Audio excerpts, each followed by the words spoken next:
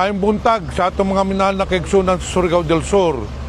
Niya kita karon din ni labay ng Cortes para tagaan kamo ng update kining clearing operations nato naghihimo din ni gikan Cortes paingon sa Norcia.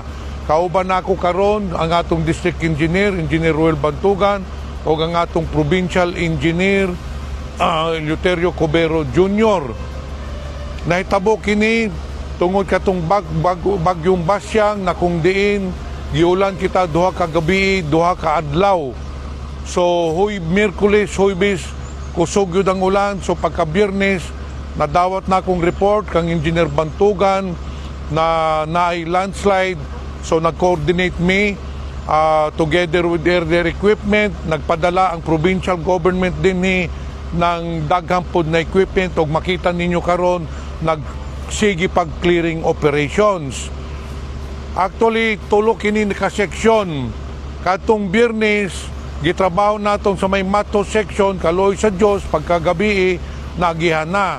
Ang pinakadako yun nato na problema karon kining gikan Cortes hantod dito sa Norcia, kay makita ninyo landslide yun na hapit 8 ka kilometros, 23 ka landslide na tanan. Sa pagkakaroon, duha ka grupo ang nag-clearing nini, na grupo sa may Cortes side, na grupo po dito sa Norcia side. O sa out of 8 kilometers, naingon pa natong naagyod landslide, 2 kilometers na ang atong na-clear. So tagaan mo, dili pa yun ni madali-dali, kay kung makaani ka mo, makita yun nyo kung unsa kadako ang damage.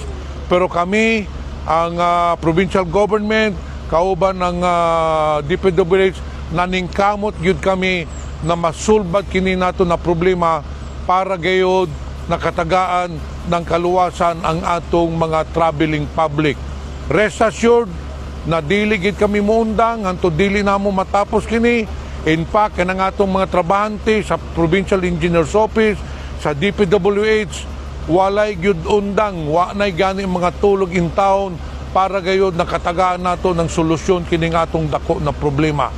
So din nilang mikutob, sama sa giingon ko sa inyo, pasaligan namo ni nasulbaron nato kini na problema para sa atong mga Surigao-non. Mayong buntag sa inyong tanan.